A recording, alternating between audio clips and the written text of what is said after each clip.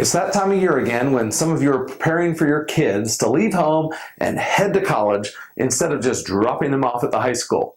And if you have younger kids, this is often when you'll come into our office and you'll start asking us, "Hey Dave, what should I do to get ready for the ever-increasing cost of a college education?" Well, depending on the age of your young geniuses, there are a few different strategies that we recommend when it comes to building that nest egg and saving for college. So let's start with those high school seniors that you just dropped off. Folks, if you haven't saved anything at this point, it's probably time to look into loans or any kind of work study options and opportunities.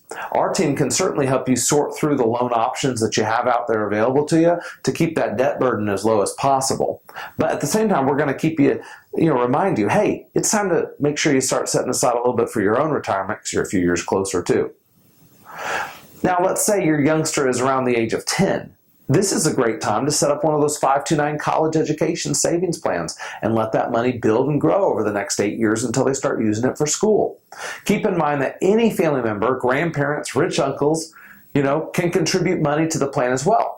The money grows tax deferred and is tax free if you use the funds for qualified educational expenses. Now at this age, you probably have a pretty good idea where your kiddo is on the SMART scale, and most little leaguers aren't going to be going pro in their chosen sport.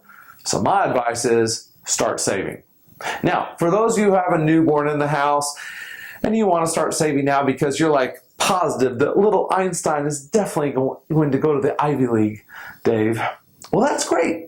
I'm happy for you. However, the first thing I usually tell new parents is to increase their life insurance coverage, since now you actually have an extra mouth to feed and protect.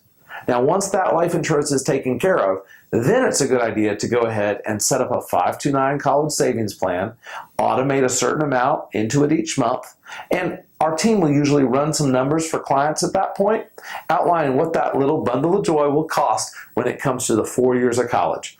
And trust me, I completely understand the sticker shock because I have 3 of my own.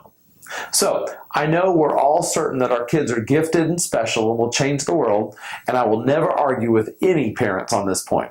But I can't tell you at birth if that baby's genius will translate into money for college, or, it's possible, completely possible, that your child will get that full ride sports scholarship or become the scientist who finally finds the cure of cancer. But we just don't know.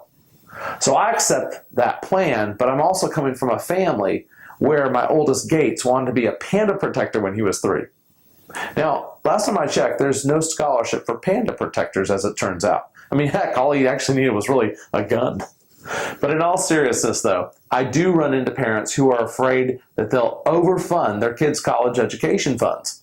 Now, I'll tell you this right now. I've never seen a single client overfund their kids' or grandkids' college education savings account by more than $1,000 or $2,000. So that's like dimes when it comes to college planning.